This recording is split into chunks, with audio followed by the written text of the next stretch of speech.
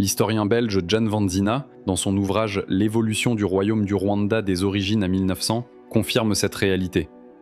Aucune chefferie Tutsi liée au Rwanda central n'existait sur le territoire de l'actuelle RDC avant la colonisation. L'expansion rwandaise resta limitée, souvent éphémère, et toujours repoussée aux frontières du Kivu. Même à l'intérieur du Rwanda, l'autorité du Mwami était loin d'être absolue.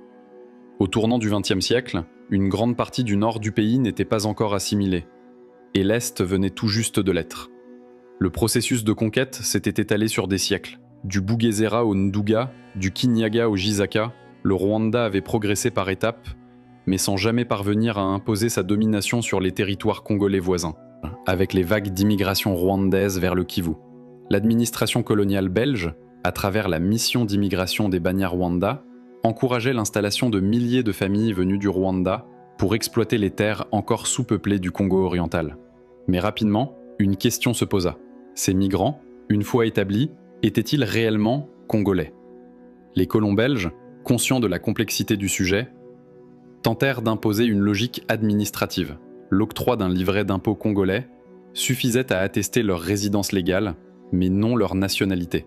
Les enfants nés sur le sol congolais, pensait-on, pourraient devenir congolais de naissance.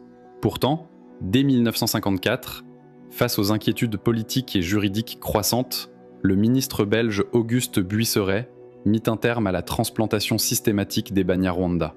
Le sujet devenait explosif.